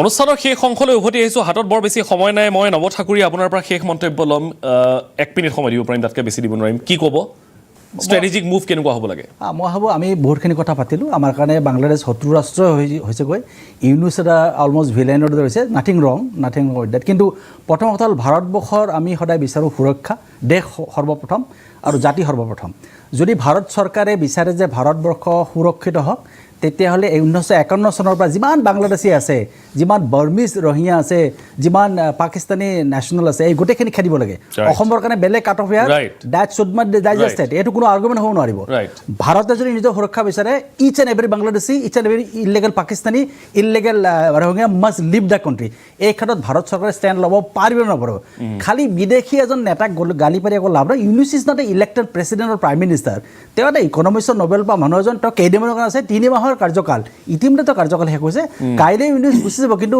ইছলামিক ৰিপাব্লিক অফ বাংলাদেশ যি হ'বলৈ গৈ আছে তাৰ লগত আমি কেনেকৈ ডিল কৰিম এই মুহূৰ্তত ভাৰতবৰ্ষই বেছি সম্প্ৰীতি দেখুৱাইছে বেছি নিৰামিষ ধৰণৰ আচৰণ কৰিছে মই সেইটো অলপমান গ্ৰহণযোগ্য নহয় 140 কোটি দেশৰ এখন প্ৰধানমন্ত্ৰী কোটি মানুহৰ But Bangladesh is going to be Islamic Republic and how to deal with Bangladesh and Dhaka regime. Right. কেৱল ইউনুছক গালি পাৰি কেৱল হাসিনাক হিৰণ সজালে আমাৰ সমস্যা সমাধান নহ'ব আপোনাৰ যিটো প্ৰথম বাক্য হাসিনা শুড এপোলজাইজ মই মহাজন ডাঙৰীয়া 1 মিনিট সময় দিব পাৰিম শেষত কি ক'ব মোৰ এনেকুৱা ধৰণৰ চিন্তা চৰ্চা এইটোতো ইন্টাৰিম গভৰ্ণমেণ্ট আপোনাৰ আজিৰ তাৰিখত এই আমাৰ জাৰ্নালিষ্ট ফ্ৰেণ্ডজনে বাংলাদেশৰ পৰা যিখিনি বক্তব্য ৰাখিলে তেওঁৰ বক্তব্যৰ পৰা কিন্তু এটা কথা প্ৰতীয়মান হ'ল তেওঁ যিখিনি বক্তব্য ৰাখিলে তাৰ দ্বাৰা কিন্তু আজিৰ এই সিচুৱেশ্যনটো ক্ৰিয়েট হোৱা নাই আজি এই হিন্দু বা আপোনাৰ মন্দিৰ ভাঙা মঠ ভাঙা আৰু হিন্দু মংকক জেললৈ পঠোৱা এইবিলাক নিশ্চিতভাৱে ইন্টাৰিম চৰকাৰৰ দিনত এইভাৱেই হৈছে যে এই চৰকাৰখন ইছলামিক ফাণ্ডামেণ্টেলিষ্ট বিলাকৰ আখি ধন্য বাংলাদেশলৈ পুনৰ গণতন্ত্ৰ ফেৰি আহক তেতিয়াহে আখল যিখন ছবি সেইখন পৰিস্ফুট হৈ আহিব আৰু তেতিয়া সম্ভৱত হাসিনাৰ সময়ত যিদৰে হিন্দু মুছলমান সম্প্ৰীতিত বাস কৰিছিল that situation again will come back ঠিক আছে মই ধন্যবাদ জ্ঞাপন কৰিছো ভাগৱতী ডাঙৰীয়া 1 মিনিট সময় এন্ডিং ৰিমাৰ্কস মই এটাই আশা কৰিছোঁ বাংলাদেশত যেতিয়া বৰ্তমান 1,40,00,000 হিন্দু আছে তেওঁলোক যাতে সুৰক্ষিত হৈ থাকে আৰু ভাৰত চৰকাৰে সেই দিশত কাম কৰিব আমি যাতে আৰু 10 বছৰৰ পিছত হিচাপ ল'ব নালাগে যে যিসকল এইটো সময়ত 24 চনত এই গণ্ডগোলৰ সময়ত বোলে আমাৰ তাত 20 লাখ হিন্দু বা শৰণাৰ্থী আহি গ'ল এই কথাটো যাতে 10 বছৰৰ পিছত আমি ল'বলগীয়া নহয় তাৰ কাৰণে এতিয়াই কিন্তু পদক্ষেপ গ্ৰহণ কৰিব লাগিব আৰু মই সেইটোৱে অনুৰোধ কৰিম ভাৰত চৰকাৰক হিন্দুসকলক তাত সুৰক্ষিত কৰি ৰাখিবৰ কাৰণে যিখিনি কৰিব লাগে সেইখিনি কৰি যাওক ঠিক আছে মই শেষত মই মজুমদাৰ ডাঙৰীয়াৰ ওচৰলৈ যাবলৈ বিচাৰিছোঁ 1 মিনিট সময় দিব পাৰিম mister Majumdar final remarks in 1 minute Yeah, 2 minutes. From what I have said, there are reasons for the people of Bangladesh, except Awadh League, to feel that India helped the worst fascists to rule them for 15 years. So you have to understand that. And second thing, the situation that has been described by a section of the Indian press is not what prevails in Bangladesh. Yeah, as I have said before, you can depute or send one of your colleagues. I would prefer Nabar Thakuria to come again to Dhaka and go back and tell you what the situation is. And Bangladesh remains a... We hope Bangladesh remains a peaceful country as it used to be. We don't like to see Bangladesh getting fired and getting burnt day by day as the day progresses. Either it be Hindu, either it be Muslim, either it be a other minority. We don't want to see Bangladesh burning because Bangladesh has always been a friend country and Bangladesh should remember the Indian help for their freedom. Bangladesh should not forget the Indira Gandhi government. Bangladesh should not forget. Would you let me finish? Okay, sir. 30 seconds. I have. Definitely. Bangladesh should not forget. And while saying this, you should not undermine the struggle of the people of Bangladesh. We are not. We have witnessed. We have read about it. Whatever the struggle the Bangladesh people has gone through over the years. But we are not denying that fact. We are concerned about the present scenario and we think... Plus, you see, it's a collection of 180 million people. So they grow their own rice.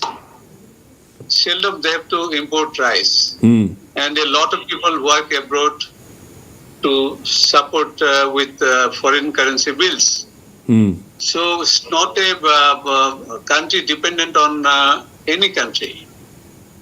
We hope Bangladesh gets its own freedom in terms of economy. Thank you so much. Thank you so much, Mr. Mazumdar. We have already run out of time. কিন্তু মই তেখেতক ধন্যবাদ জ্ঞাপন কৰিছোঁ এইখিনি সময় আমাক দিয়াৰ বাবে লগতে আটাইকেইগৰাকী অতিথিক ধন্যবাদ জ্ঞাপন কৰিছোঁ অলপ সময় আমাক দিয়াৰ বাবে আলোচনাৰ থল নিশ্চয় আৰু আছে কিন্তু কথাটো এইটোৱেই যে বাংলাদেশ চৰকাৰে এতিয়া যিখিনি কৰি আছে কাৰ প্ৰৰোচনাত কৰি আছে সেইটো ডাঙৰ কথা নহয় ডাঙৰ কথাটো হৈছে বাংলাদেশ ক্ষতিগ্ৰস্ত হ'ব ইয়াৰ পৰা যিটো দুইখন দেশৰ বাবে বৰ ভাল কথা নহ'ব আকৌ কৈছোঁ ভাৰতৰ ক্ষতি কি নহয় কিন্তু দুইখন দেশৰ মাজত বন্ধুত্বপূৰ্ণ যদি সম্পৰ্কটো নোহোৱা হয় তেতিয়াহ'লে শত্ৰু ৰাষ্ট্ৰসমূহে কিন্তু আক্ৰমণৰ বাবে আৰু এটা সুযোগ পাব যিটো ভাৰত অথবা বাংলাদেশ এখন ৰাষ্ট্ৰয়ো হ'বলৈ দিয়াটো উচিত নহয় ধন্যবাদ শুভৰাত্ৰি